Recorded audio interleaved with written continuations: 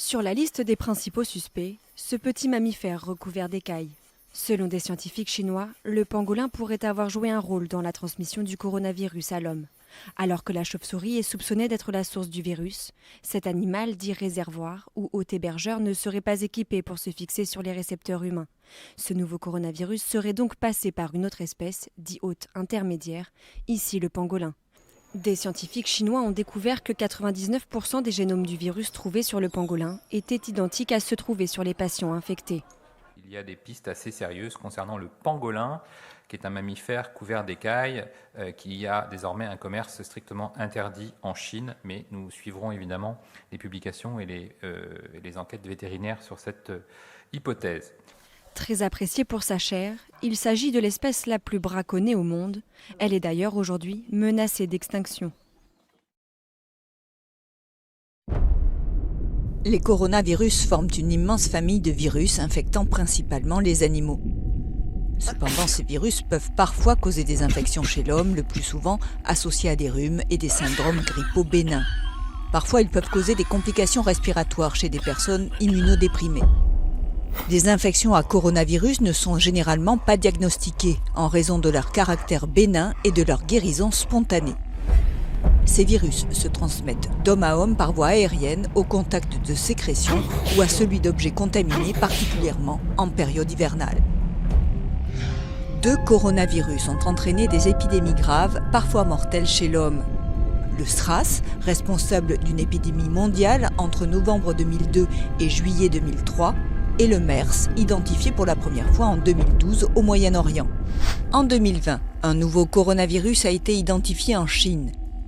Les symptômes majeurs sont la fièvre, la toux et des difficultés respiratoires, des troubles gastro-intestinaux. SRAS et MERS ont pour origine la chauve-souris, puis un animal intermédiaire, la civette palmiste masquée, vendue et consommée en Chine pour le SRAS, le dromadaire pour le MERS. Il n'existe pas pour l'instant de médicaments spécifiques contre ces virus, ni de vaccins.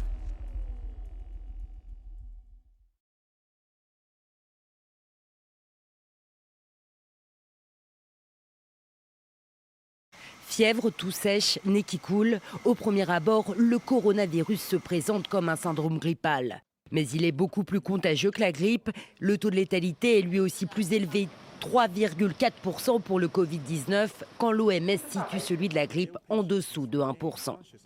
Ce taux ne pourra vraiment être fixé qu'à la fin de l'épidémie. Infection respiratoire, le coronavirus se transmet par le biais de postillons ou de gouttelettes d'une personne infectée à une autre qui porterait alors ses mains au visage. Mais toutes les voies de transmission n'ont pas encore été déterminées de manière stricte. Une transmission aérienne n'est par exemple pas à exclure, comme c'est le cas pour la rougeole. Si le virus a bien été retrouvé dans des selles, sa transmission entérofécale n'est pour l'instant pas démontrée. Certaines personnes sont plus exposées que d'autres, comme celles qui présentent déjà des troubles respiratoires, du diabète, de l'hypertension ou entretiennent des habitudes à risque, comme le tabagisme. Selon la mission de l'OMS en Chine, la moitié des malades auraient plus de 51 ans, quand 1% des malades ont moins de 9 ans. Mais le rapport souligne qu'il est encore impossible de déterminer l'étendue de l'infection chez les enfants. Le temps d'incubation varie de 1 à 15 jours, il est en moyenne de 5 à 6 jours, et ce n'est qu'après que les symptômes apparaissent. Mais certaines personnes pourtant bien porteuses du virus ne développent pas de signes extérieurs de la maladie. Jusqu'à mi-février, aucune mutation n'était signalée dans le génome des souches du virus, mais selon une publication de l'Université de Pékin datée du 3 mars dernier, il existerait 2 types de Covid-19. Mais là encore, il est trop tôt pour parler de mutations clés qui modifieraient les propriétés du Covid-19. Dans le cas de la grippe, dont le virus mute régulièrement, la composition des vaccins est réajustée chaque année. Le coronavirus, qu'est-ce que c'est vraiment ? Pourquoi le monde entier en parle ? Comment se transmet-il et est-il vraiment dangereux pour l'humain ? Voici son histoire. Le coronavirus est le nom que l'on donne au virus issu de la famille des Coronaviridae. Chez l'humain, le germe pathogène peut entraîner de simples maladies comme le rhume, mais peut aussi être responsable de graves épidémies, comme c'est le cas depuis fin 2019 avec le coronavirus venu de Chine. Mais revenons un peu en arrière, car oui, les coronavirus ont existé avant, et si dans la majorité des cas ils entraînent des infections asymptomatiques ou bénignes, ils peuvent également provoquer des épidémies. Ce fut le cas entre 2002 et 2003 avec le CRS-CoV lié à un syndrome respiratoire aigu sévère. Partie de la province de Guangdong au sud-est de la Chine, l'infection a touché une trentaine de pays dans le monde. Elle était sans symptômes dans certains cas, ou source de fièvre, de toux sèche, de douleurs musculaires, de céphalées, de fatigue importante voire de détresse respiratoire aiguë. Au total, 774 décès ont été recensés. Grâce entre autres à l'alerte mondiale générée par l'OMS, l'épidémie a pu être contrôlée. Mais en 2012, le pays de l'Arabie Saoudite est également touché par un coronavirus appelé MERS-CoV. À ce jour, il est responsable du décès de 567 décès dans 26 pays, seulement 2 cas diagnostiqués en France en 2013. Le MERS-CoV est accompagné des mêmes symptômes que son prédécesseur, le SRAS-CoV. Les deux coronavirus ont comme réservoir la chauve-souris, mais un second hôte a entraîné la transmission à l'homme. La civette pour le SRAS-CoV et le dromadaire pour le MERS-CoV. La piste d'un virus provenant des chauves-souris semble se confirmer. Selon une étude, le génome du virus est identique à 96% à celui d'un coronavirus qui circule chez les chauves-souris. Mais la transmission ne peut être pas produite directement entre la chauve-souris et l'humain, car pour un passage à une autre espèce, il faut des contacts nombreux et répétés. Et pour l'heure, l'animal à l'origine de la transmission à l'homme n'a pas encore été identifié avec certitude. Or, identifier l'hôte intermédiaire pourrait contribuer à juguler l'épidémie. Dans le cas du SRAS où l'animal en cause s'était avéré être la civette, l'interdiction de la consommation de ce mammifère avait permis de prévenir toute réintroduction du virus. A l'inverse, l'épidémie de MERS se poursuit en partie parce que le réservoir du virus est le dromadaire, un animal domestique. Mais alors, qu'en est-il de la contagion chez l'humain ?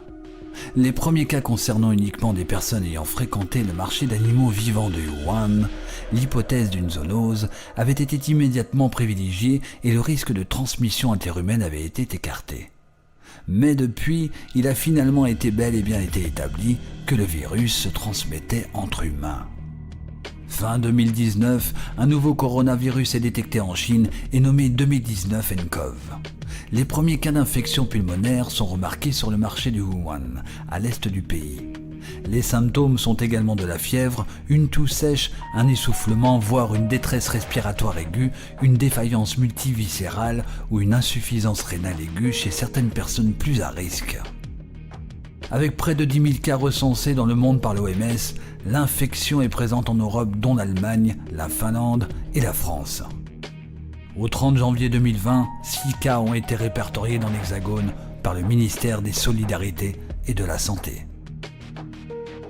Au rang des nouvelles encourageantes, les chercheurs de l'Institut Pasteur ont annoncé vendredi dernier être parvenus à isoler et à mettre en culture des souches du coronavirus, une première en Europe qui représente une avancée majeure dans la course au vaccin dans laquelle se sont engagés divers laboratoires pharmaceutiques à travers le monde. Mais même en allant très vite, et je cite, « Aucun fabricant n'est capable d'avoir un vaccin prêt pour l'été, ni même l'automne », a estimé dans la foulée Stéphane Bancel, directeur général de la société biotechnologique américaine Moderna Therapeutics. Or, selon lui, il est très dur de prédire aujourd'hui si la situation va être grave à l'automne ou si le virus aura complètement disparu.